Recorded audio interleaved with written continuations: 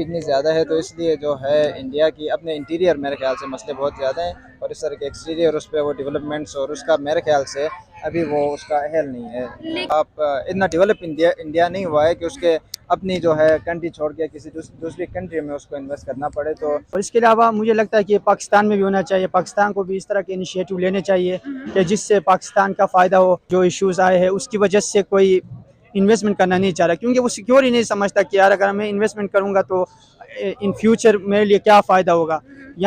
Hello viewers, अस्सलाम वालेकुम पाकिस्तान, नमस्ते India. This is your host Amna Dal and you watching my YouTube channel. और आज हम लोग बात करने वाले हैं इंडिया की रिसेंटली आने वाली एक्सपोर्ट्स के रिजल्ट्स के बारे में। तो 2022 के एंड में जो इंडेक्स आया है उसके मुताबिक ऑल टाइम हाई एक्सपोर्ट्स रही है इंडिया की, एंड विच वाज 750 बिलियंस। तो ये एक बहुत बड़ी अमाउंट है जो वाकई ही में, और इतनी स्पेसिफिकली उनके जो है फाइनेंस मिनिस्टर की तरफ से ये कहा गया है कि ऑल टाइम हाई इस वक्त इंडिया के एक्सपोर्ट्स जो है वो जा रहे हैं। उसी के साथ साथ ये एक कॉम्बिनेशन था 750 बिलियन का of the services and the goods जो कि इंडिया ने एक्सपोर्ट किए। अगर हम लोग बात कर लें तो ये चीज़ जो है ये इंडिया को कमिंग ईयर्स में टॉप 10 एक्सपोर्टर्स में इंक्लूड भी कर देगा, और ये भी कहा जा रहा है, अंदाज़ा लगाया जा रहा है कि टॉप 5 में इंडिया जो है वो शुमार हो सकता है। इसके बारे में हमारी आवाम क्या कहती है, हमारे लोग क्या कहते हैं, हमारी यहाँ की लोगों का क्या ओपिनियन है, आइए हम शेयर करें। अस्सलाम वालेकुम। वालेकुम अस्सलाम। कैसे हैं आप? मैं ठीक, अल्लाह का शुक्र, आप सुनाएं। अल्हम्दुलिल्लाह। अच्छा सर, आज हम आपके लिए एक सवाल लेकर आए हैं। इंडिया की तरफ से इंटरेस्ट शो किया गया है रशिया की एक टेरिटरी व्लादिवोस्तोक में, जहाँ पर वो चाहते हैं कि वो अपना एक सैटेलाइट सिटी क्रिएट कर लें, जहाँ पर इंडियन इक्विपमेंट्स लगाए जाएं और तमाम जो है मशीनरी वहाँ पर इंसर्ट की जाए। आप इस चीज़ को कैसे देखते हैं? इवन के एक ऐसा इलाका है व्लादिवोस्तोक जिसको चाइना क्लेम करता है कि उनका इलाका है, आप इसको कैसे देखते हैं? अच्छा, ये मेरे ख्याल से हम इसमें देखें तो एक सिमिलर इस तरह की एक थी ईरान में, जब चाइना ने उसमें पाकिस्तान में गवादर पोर्ट पे उसने इन्वेस्ट किया, तो तब ये था कि इंडिया ने ईरान को ऑफ़र की थी कि वो चाबहार का जो है आपकी जो बंदरगाह है उस पर हम इन्वेस्ट करेंगे और उसको हम डेवलप करेंगे। तो मेरे ख्याल से ये उसी तरह की एक सिमिलर इंडिया का एक आप कह सकते हैं स्टंट है, और इसमें यह है कि उन्होंने इस तरह की एक ऑफ़र की है रशिया को।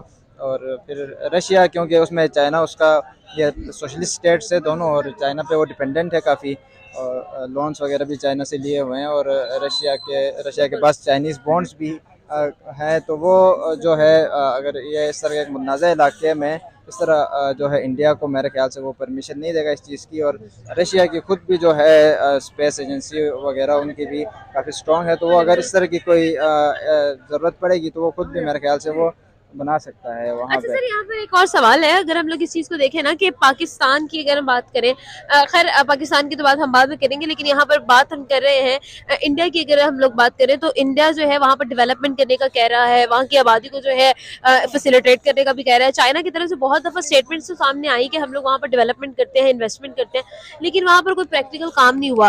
तो आपके ख्याल में ये सब जो चीज़ें हैं, क्या ये इंडिया के फेवर में नहीं जाती? इंडिया के फेवर में ये चीज़ें ज़रूर जाती है, लेकिन इसमें यह है कि इंडिया ने भी सिर्फ जो है ऑफ़र ही की है, और चाइना ने भी एक तरह से सिर्फ ऑफ़र ही की है। तो हम ये नहीं कह सकते कि मतलब चाइना ने कुछ नहीं किया तो फिर इंडिया भी करेगा। हो सकता है इंडिया भी जो है ऑफ़र करने के बाद उसमें, क्योंकि हम देखा जाए तो बेशक इंडिया की इतनी बड़ी इकोनॉमी है, लेकिन इंडिया की आबादी भी इतनी ज़्यादा है, उसके मसाइल भी इतने ही ज़्यादा हैं, आबादी भी इतनी ज़्यादा है, तो इसलिए जो है इंडिया की अपने इंटीरियर मेरे ख्याल से मसले बहुत ज़्यादा हैं, और इस तरह के एक्सटीरियर उस पर वो डेवलपमेंट्स और उसका मेरे ख्याल से अभी वो उसका अहल नहीं है। अस्सलाम वालेकुम। वालेकुम सलाम। Sir, good name? Zulfikar. Zulfikar, आज हम आपके लिए एक सवाल लेकर आए हैं। सवाल हमारा ये है कि रिसेंटली एक खबर सामने आई है जिसमें रशिया की एक इलाके के अंदर जिसका नाम है व्लादिवोस्तोक, वहाँ पर इंडिया अपना सैटेलाइट सिटी बनाना चाहता है। सैटेलाइट्स की अगर हम बात करें, स्पेस एजेंसी की अगर हम लोग बात करें, तो इंडिया जो है इसमें बहुत आगे है। उसके बाद रशिया में जाकर इन्वेस्टमेंट करना, जहाँ ना ऑयल का ट्रैवलिंग कॉस्ट पड़ेगा, ना गैस का ट्रैवलिंग कॉस्ट पड़ेगा। आपको क्या लगता है ये कितना बेहतर होगा दोनों कंट्रीज़ के लिए? मुझे लगता है कि ये बहुत अच्छा इनिशिएटिव है और इस तरह का इनिशिएटिव लेना चाहिए, और इसमें दोनों मुल्कों का फ़ायदा है, इंडिया का भी रशिया का भी। और इसके अलावा मुझे लगता है कि पाकिस्तान में भी होना चाहिए, पाकिस्तान को भी इस तरह के इनिशिएटिव लेने चाहिए कि जिससे पाकिस्तान का फ़ायदा हो और एक ब्राइट फ्यूचर जिसकी हम बात करें कि इससे आपकी मुस्तकबिल और आपकी फ्यूचर के जो है ना वो सिक्योर हो जाएगा। तो मुझे लगता है कि इस तरह के इन्वेस्टमेंट होने चाहिए और ये बहुत अच्छा इनिशिएटिव है। अगर हम इंडिया की बात करें तो वो, अगर हम हिस्ट्री उठा के देखें तो वो 1960s 19 जब से मतलब हम इंडिया और पाकिस्तान अलग हो जुदा हो गए, उसके बाद ही उसकी उसकी जो अचीवमेंट है, उसकी जो सोच का लेवल है, उनके जो लीडर्स आते हैं वो उनके बहुत अच्छे वो होते हैं। मतलब फॉरेन पॉलिसी अगर हम उसकी बात करें तो वो बहुत ठीक है। अच्छे होते हैं। तो मुझे लगता है कि पाकिस्तान को भी आगे आना चाहिए और हमारे बारे में सोचना चाहिए, क्योंकि हमारे मुस्तकबिल का ये फैसला है और इस तरह से इन्वेस्टमेंट आ जाएगी और इससे हमें जो है एक प्रोग्रेस, अगर हम फ्यूचर को हम देखें, हमें सिक्योर मिल जाएगा। ये मुझे लगता है कि ठीक ऐसा है। होना सो चाहिए। यहाँ पर बहुत आपने डेफिनेटली बहुत अच्छी बात की और वाकई में ऐसा ही होना चाहिए। यहाँ पर एक और सवाल मैं ऐड करूंगी। रशिया की बात करें तो जो टेरिटरी जहाँ पर इंडिया इन्वेस्ट करना चाह रहा है, चाइना क्लेम करता है कि वो उनका इलाका है।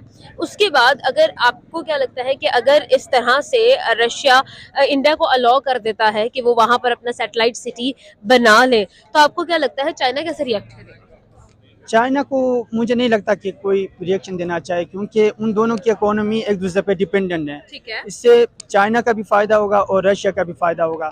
और चाइना और इंडिया के जो ताल्लुकात है, जो इश्यूज चल रहे हैं, उनको भी सॉर्ट आउट करने का एक वो मसला ठीक है। आ सकता है। क्योंकि वहाँ पे अगर हम देखें 2 दिन पहले सऊदी अरबिया और उसका ईरान का जो मसला था, उस पर चाइना ने बहुत अच्छा रोल अदा किया। इस तरह रूस भी इस तरह का अच्छा रोल अदा कर सकता है कि वो इंडिया और जो चाइना है, इनके जो इश्यूज़ है, इनको सॉर्ट आउट करके जो हमारा साउथ एशिया है, इसमें हम एक प्रोग्रेसिव एक वो ले आ सकते हैं। जिस तरह यूरोपियन कंट्रीज़ में इश्यूज़ वर्ल्ड वार 1 हो गया, वर्ल्ड वार 2 हो गया, उसके बाद उन्होंने अपने इश्यूज़ सॉर्ट आउट किए, उन पर काम किया, अभी वो हमसे आगे है। इस तरह अगर हम साउथ एशिया पूरे रीजन की अगर हम बात करें, यहाँ पे भी अगर एक दूसरे की तरफ दोस्ती का हाथ बढ़ाया जाए, ये पाकिस्तान के लिए भी अच्छा है। ये नहीं कह सकते कि पाकिस्तान के लिए ये अच्छा नहीं है। अगर साउथ एशिया में अगर कोई अच्छा काम होता है तो ये पूरे जो खित्ता है इसके लिए मेरे ख्याल में मुझे लगता है कि ये बेहतर होगा और इससे चाइना और इंडिया के क्लैशेस कम हो सकते हैं और इस तरह हमारा जो एरिया है पूरा साउथ एशिया का, इसमें एक डेवलपमेंट आ सकती है। तो मुझे लगता है कि एक अच्छा इनिशिएटिव है। एक्सटर्नल अफेयर्स की बात करें तो इंडिया के जो एक्सटर्नल अफेयर्स हैं, एट द सेम टाइम वो यूएस के साथ बहुत अच्छे हैं। एट द सेम टाइम उन्होंने रशिया के साथ 100 बिलियन की ट्रेड की है। At the same time US की एयरबस कंपनी के साथ उन्होंने 100 बिलियन डॉलर्स की ट्रेड की है और वो उनकी कंपनीज करती रहती हैं। और एट द सेम टाइम वो तमाम तरफ गल्फ कंट्रीज के साथ भी इन्वॉल्व है। उनके जो एक्सटर्नल अफेयर्स हैं वो लोग उस तरह इतने लाइक सिमेट्रिकल और इंडिपेंडेंटली उस पर काम कर रहे हैं। तो अगर आप इस चीज़ को देखें तो आपको क्या लगता है कि यहाँ पर कोई प्रेशर तो है नहीं, तो फिर तो वो डेफिनेटली जिस तरह से वो अपनी एक्सटर्नल अफेयर्स को मैनेज कर रहा है, तो ये तो उसके लिए इतना कोई मुश्किल काम है ही नहीं। जी बिल्कुल, काम मुश्किल नहीं है, लेकिन जो है एक सैटेलाइट सिटी के लिए आपको इन्वेस्टमेंट भी उस हिसाब से चाहिए होती है। और इंडिया के अपने पास जो है इतना डेवलप इंडिया नहीं हुआ है कि उसके अपनी जो है कंट्री छोड़ के किसी दूसरी कंट्री में उसको इन्वेस्ट करना पड़े। तो इसमें ये है कि फिर जो है डेवलपिंग कंट्री है इंडिया के, जैसे मैंने पहले कहा, उसके अपने मसाइल ज़्यादा हैं। और अगर इस तरह की कोई अपॉर्चुनिटी उन्होंने देनी होगी तो सबसे पहले वो जो है अपने लोगों के बारे में सोचेंगे। वो कोशिश करेंगे कि अगर रियल में अगर उन्होंने इस तरह का कोई प्लान बना तो वो अपने जो है लोगों को पहले अपॉर्चुनिटी दे, और जब उन अपने लोगों को जब अपॉर्चुनिटीज़ वगैरह मिलेंगी तो फिर ही मेरे ख्याल से इंडिया को दूसरी तीसरी कंट्री में इन्वेस्ट करने के बारे में सोचेंगे। Okay, so first of all अगर हम लोग इस चीज़ की बात करें, India is the 5th largest economy, which doesn't make it India a developing country any more. India जितना अगर 5th लार्जेस्ट इकोनॉमी है पूरी दुनिया की, तो दैट मीन्स इंडिया ने डेवलप कर लिया है। दूसरी बात आपकी तरफ से कही गई कि India is not that much capable कि इंडिया जो है दूसरी कंट्रीज़ में जाकर इन्वेस्ट करे। अगर इस चीज़ की बात की जाए तो बहुत सारी ऐसी कंट्रीज़ हैं दैट दे वांट कि इंडिया जो है वो हमारे साथ काम करे। इवन के यूके ने अपनी सैटेलाइट्स 36 जो है सैटेलाइट्स जो है वो इंडिया को कहा कि वो हमारे लिए बनाए, इंडिया की स्पेस एजेंसी को कहा। देन अगर हम लोग उनके चांद पर जाने के मिशन को देखें, मार्स पर जाने के मिशन को देखें, वो सक्सेसफुल गए। इन सब चीज़ों को देखते हुए आपको क्या लगता है कि still India do not have that capacity? नहीं, ये सब चीज़ अब देखे आपने, जैसे उसकी बात की, यूके की बात की, तो यूके ने जो है इंडिया को उसने जो है एक तरह से कि आप वहाँ से इसका इंडिया का अपना फायदा है कि वो सेटेलाइट्स बना के दूसरी कंट्रीज को बेच रहा है। लेकिन सर इसमें ट्रस्ट का भी तो फायदा है ना, फैक्टर है कि 36 सैटेलाइट्स जो है वो बनाने को कहा गया है इंडिया को यूके की तरफ से। तो यूके खुद एक बहुत बड़ी इकोनॉमी है और उसको जो है कहा गया है कि आप हमारी सैटेलाइट्स बनाएं। तो आपको नहीं लगता कि दैट मीन्स कि इंडिया ने ट्रस्ट डेवलप किया?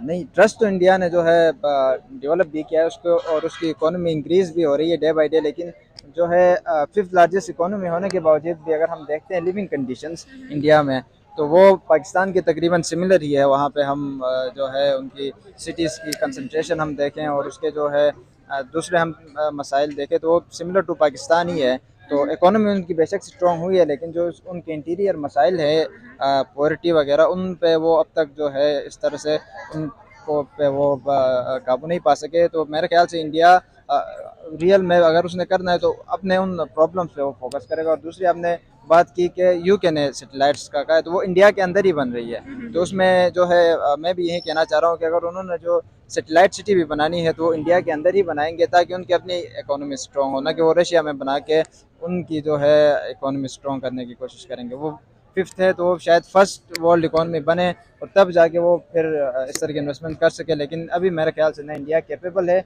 और न रशिया इस हवाले से जो है अलो कर सकता है, क्योंकि ये एक मुतनाज़ा एक खित्ता है। बिल्कुल ठीक है, बिल्कुल ठीक है। बहुत शुक्रिया सर हमारे साथ मौजूद। Thank you. क्या लगता है कि अगर हम लोग इन सब चीज़ों को देखें तो इन्वेस्टमेंट जो है वो हमें ऑल अराउंड जो है नज़र आती है। इंडिया जो है वो इन्वेस्टमेंट करने में बहुत आगे है और वहाँ पर लोग आकर, जो दूसरी स्टेट्स हैं वो आकर बहुत इन्वेस्ट करती हैं।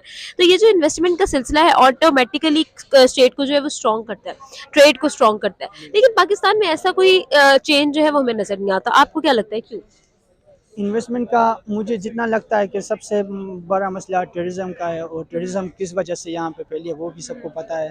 जिस तरह का जिया का एरिया था, जनरल जिया का, उसके बाद से जो इश्यूज़ आए हैं उसकी वजह से कोई इन्वेस्टमेंट करना नहीं चाह रहा, क्योंकि वो सिक्योर ही नहीं समझता कि यार अगर मैं इन्वेस्टमेंट करूँगा तो इन फ्यूचर मेरे लिए क्या फ़ायदा होगा। यहाँ पे टेररिज्म ही इतना है कि कोई इन्वेस्टमेंट नहीं करना चाहता, ये मसला है। अगर टेररिज्म पे काबू पा लिया जाए और जो डेमोक्रेसी जिसकी आप बात कर रहे थे पहले, मुझे लगता है कि अगर रियल डेमोक्रेसी आ जाए और ये इश्यूज़ को सॉर्ट आउट किया जाए तो इन्वेस्टमेंट आ सकती है। और मुझे लगता है कि ये सबसे बड़ा इशू है। और जिस तरह मैंने पहले भी बात की थी कि मिलिट्री इस्टेब्लिशमेंट को भी अभी सोचना चाहिए हमारे बारे में, हमारे मुस्तकबिल के बारे में, कि हमें किस तरफ वो लेके जाना चाहते हैं। या तो वो हम ये कह सकते हैं कि हमारे बच्चों का, हमारे मुस्तकबिल जो है वो अच्छा हो, तो वो इस सेंस में अगर हम देखें तो उनको ये इनिशिएटिव लेना चाहिए। और इन्वेस्टमेंट के लिए जाहिर सी बात है आपके इंटरनल इश्यूज़ कम होना लाजमी है, इस हिसाब से इन्वेस्टमेंट आ सकती है। बिल्कुल ठीक है। सर आखिरी सवाल मैं आपसे पूछूंगी कि अगर इंडिया जो है अपने सैटेलाइट सिटी को वहाँ पर इंजेक्ट करने में कामयाब हो जाता है, तो आपको क्या लगता है कि इंडिया जो है वो कितना बेहतर परफॉर्म कर पाएगा, और आपको क्या लगता है फ़ायदा ज़्यादा किसका है इस चीज़?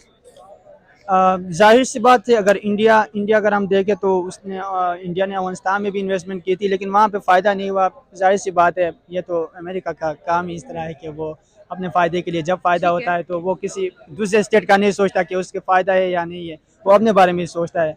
लेकिन यहाँ पे इंडिया का तो जाहिर सी बात है, इंडिया को तो आपको पता है, हम सबको पता है कि टेक्नोलॉजी वहाँ पे अगर हम देखें तो यूट्यूब चैनल में किस तरह के वो आगे है, टेक्नोलॉजी में हर चीज़ में आगे है।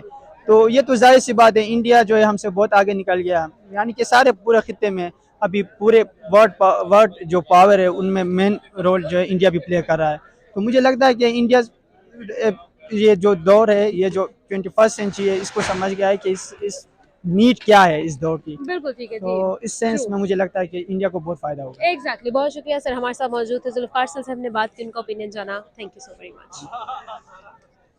जी, इस लोगों से की बात जानने का ओपिनियन और अब तक शेयर किया। उम्मीद करती हूँ आज की वीडियो आपको पसंद आई होगी। आपने आदों को दे इजाजत, तो देखते रहे हमारा YouTube चैनल। आपसे मिलेंगे अगली वीडियो में, तब तक के लिए अपना और अपनों का बहुत ख्याल रखिएगा। खुदा हाफिज़।